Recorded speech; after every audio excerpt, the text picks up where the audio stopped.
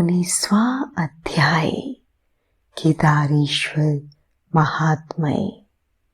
सूत जी बोले, हे ऋषिगणों, भगवान विष्णु के नर नारायण नामक अवतार ने बद्रिका आश्रम में तपस्या करनी आरंभ कर दी। तब अपने उन दोनों शेष भक्तों की इच्छा पूर्ण करने हेतु भगवान शिव पार्थिव लिंग में उनके पूजन को ग्रहण करने के लिए आते थे। इस प्रकार नर नारायण को भगवान शिव का पूजन करते करते बहुत समय व्यतीत हो गया।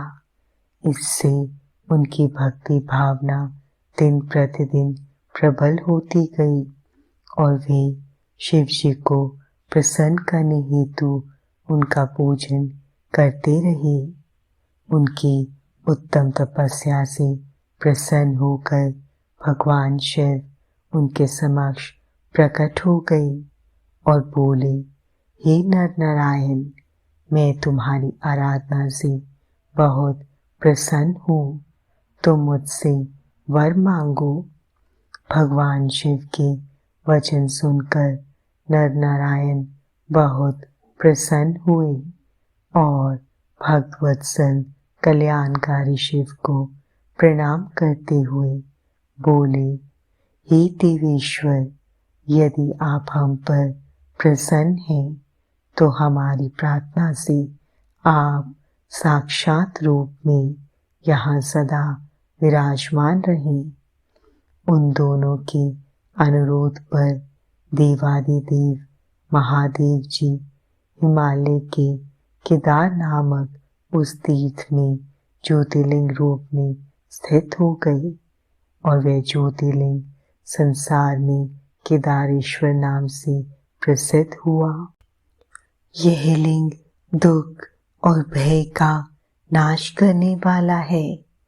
इसके दर्शनों से अभीष्ट फल की प्राप्ति होती है।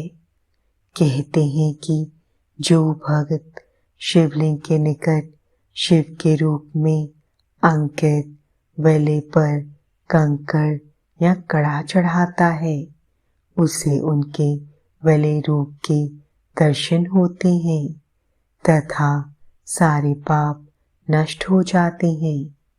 केदार तीर्थ का दर्शन कर केदारेश्वर लिंग का पूजन करने एवं वहाँ का जल पीने के पश्चात मनुष्य जीवन मरण के चक्र से छूट जाता है और मोक्ष को प्राप्त कर लेता है।